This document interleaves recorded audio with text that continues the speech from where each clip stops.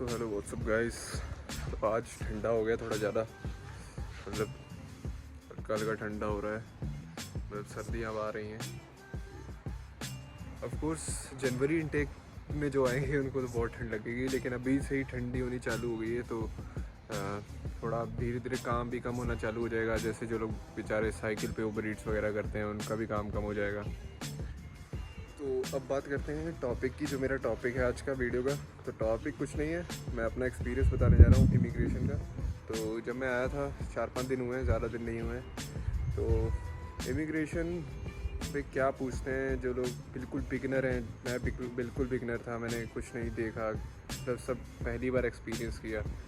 तो दिल्ली एयरपोर्ट में मुझसे सिर्फ इतना पूछा गया था जब मैं बैग वाली लाइन में था कि आप कौन सा कोर्स करने जा रहे हैं, और आपको उसका जवाब इंग्लिश में ही देना है, इंग्लिश में ही पूछेंगे।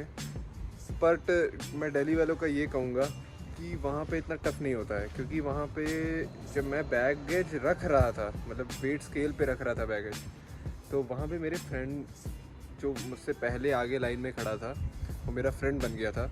तो उससे मेरे सामने ही उन्होंने पूछा 2-3 सवाल और 2-3 वो मांगे, क्या कहते हैं उसको, पेपर्स मांगे, जो डॉक्यूमेंट्स। तो सबसे मेन उसे मांगा लेटर ऑफ एक्सेप्टेंस। तो लेटर ऑफ एक्सेप्टेंस, तो उसने लेटर ऑफ एक्सेप्टेंस की जगह वो उठा के दे दिया उसे, जो वीज़ा कंफर्मेशन लेटर था, जिसमें पीपीआर होती है जिसको कहते हैं आप। तो पीपीआर दे दी लेटर ऑफ एक्सेप्टेंस की जगह। तो उसने बोला फिर से कि लेटर ऑफ एक्सेप्टेंस चाहिए, पीपीआर नहीं चाहिए। तो वो ढूंढने लग रहा था, पता नहीं उसके पास था, लेकिन वो पैनिक कर गया था कि मैं क्या दूँ।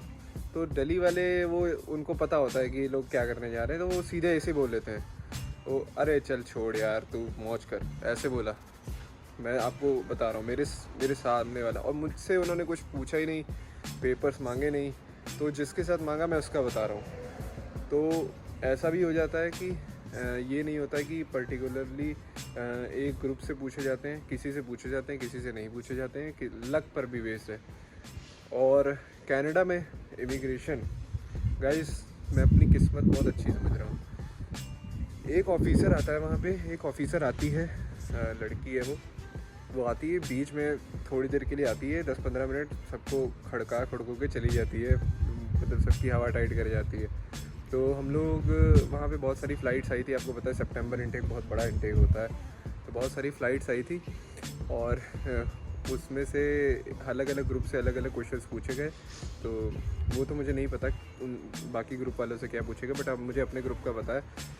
मेरी लाइन से सिर्फ 10 लोग आगे थे, तब वो ऑफिसर्स क्वेश्चंस पूछ रही थी, और मैं देख के डर रहा था ये कैसे पूछ रही है, क्योंकि वो मैं बताता हूँ कि क्या कर रही थी।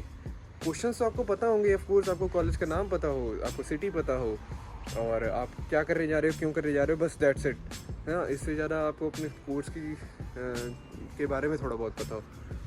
तो वो ऑफिसर क्या कर रही थी, वो ऐसे क्वेश्चंस पूछ रही थी कि आपके कॉलेज की फ़ीस कितनी है, और एग्जैक्ट नंबर्स तो जैसे उसने किसी ने बताया कि मान लो 8719, तो वो उसमें आपको कंफ्यूज करेगी 19 और 90। वो बहुत थोड़ी, एक ऑफिसर आई थी, बड़ा टफ क्वेश्चंस कर रही थी, मतलब बीच में बच्चों को फंसा रही थी। बच्चे वैसे ही डरे होते हैं, और आप प्रोनाउंसिएशन पे जा रहे हैं उसकी, तो वो और होने लगता है, अरे मैंने कुछ गलत बोल दिया क्या, पैनिक करता है बंदा, वो पैनिक करवा रही थी। तो वो बीच में आई, खड़का के चली गई सबको। बट मेरा नंबर आया। मुझे ये था कि वहाँ पे 4-5 काउंटर होता है, आप अपनी मर्ज़ी से कोई भी काउंटर चूज़ कर सकते हैं, बट मर्ज़ी तब चलेगी ना जब बाकी काउंटर फुल होंगे और उसी का काउंटर खाली होगा, तो आपको मजबूरी में उसी के काउंटर पे जाना पड़ेगा क्योंकि लाइन तो चलती रहती है। तो जब मेरा नंबर आया, वो ऑफिसर जा चुकी थी, वो बीच में आती थोड़ी देर के लिए, ऑफिसर चली गई थी। फिर उसके बाद मेरा तो हुआ ही नहीं कुछ। उन्होंने बस मांगा क्या, मैं बता देता हूँ, और यही मांगते हैं, इसके अलावा कुछ नहीं मांगते हैं। लेटर ऑफ इंट्रोडक्शन जो होता है, तो उसको ज़रूर रखिएगा, उसको पीओई भी कहते हैं, port of entry. Letter of introduction ही बोलते हैं मेरे यहाँ, तो उस पर लिखा तो लेटर ऑफ इंट्रोडक्शन ही रहता है, तो पीओई लेटर ऑफ इंट्रोडक्शन यही कहते हैं इसको, वो। और आपका और क्या मांगा था, पासपोर्ट, दैट्स इट। उसके अलावा कुछ नहीं होता है। और वहाँ पे एक ऐसा कंप्यूटर जैसा बूथ होता है, इमिग्रेशन से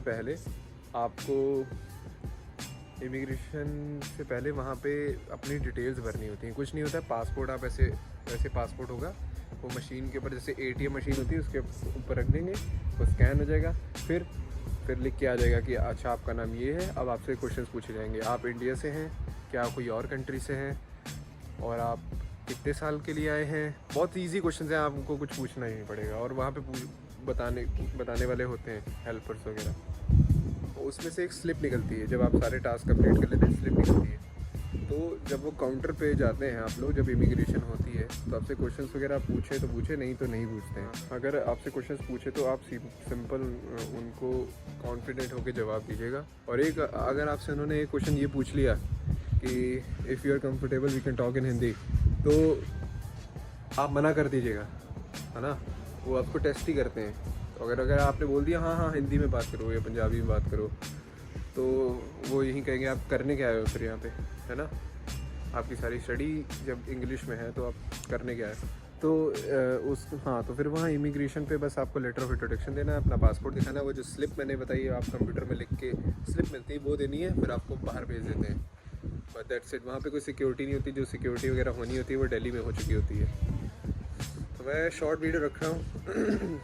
ट्रैवल व्लॉग्स भी आएंगे जो मार्केट जाने वाले या ऐसे वैसे। मैं जिम भी स्टार्ट कर रहा हूँ क्योंकि वहाँ अपने होम कंट्री में मैं करता था, यहाँ नहीं कर पा रहा हूँ। बट जिम का भी मैं आपको सीन बताऊँगा, यार बहुत ऑसम डील मिल गई है मुझे। तो ठीक है, फिर मिलते हैं नेक्स्ट वीडियो में, और सब्सक्राइब कर लो यार आगे के लिए।